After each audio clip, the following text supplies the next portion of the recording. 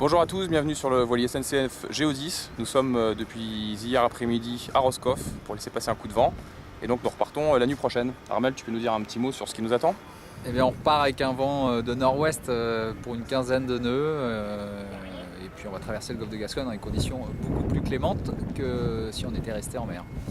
Bon, est-ce que le voilier SNCF Géodis a des chances de revenir au contact des premiers?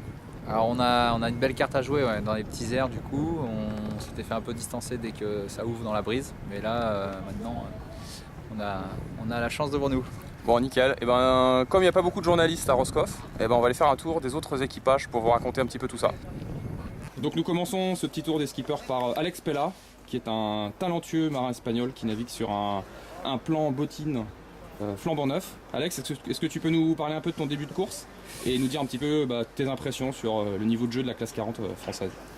Ben, la course jusqu'à ici, jusqu'à Roscoff, on a fait une petite, juste un apéritif de ce qui vient maintenant. Et c'était très très intéressant pour nous parce qu'on n'a jamais navigué avec au contact avec les autres. On a eu toute la nuit et toute la journée aussi du contact, c'était super. Donc on a vu les vitesses des autres, les voiles des autres, c'était très très intéressant pour nous. Donc une petite image à l'intérieur du bateau espagnol, le redoutable bateau espagnol. Tu peux nous dire un petit mot sur ce bateau, Alex?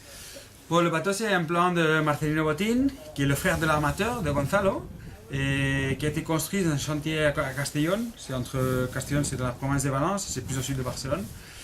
Avec un chantier qui a beaucoup d'expérience, qui a fait beaucoup de TP52, des JP40, des classes américaines.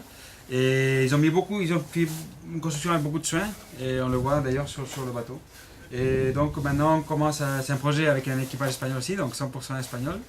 Et on commence à découvrir un peu le bateau et je pense que ça va être un projet qui va durer peut-être 2-3 ans. Et là on est très très content d'être ici. Nickel.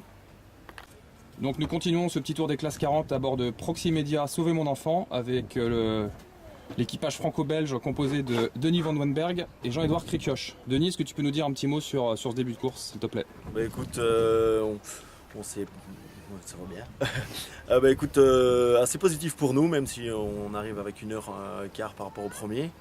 Nous, c'était la première fois qu'on naviguait en mode régate à deux, donc on a trouvé deux, trois petits trucs à faire pour améliorer la performance. On sait pourquoi on a 1h15 de retard, et puis on a vu qu'en termes de vitesse, on était tout à fait compétitif, donc on est assez positif pour la suite.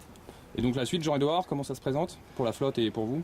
L'idée, c'est de gagner au moins 1h17 sur notre classement arrivé à Itajaï.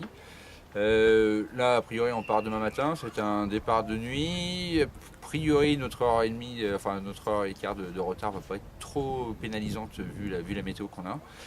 Il va falloir dégolfer, ça va être rapide, ça va être encore mouillé. Il y a une petite zone de pétole à gérer. Et puis, franchement, ce qu'on attend, c'est le soleil qui fasse chaud.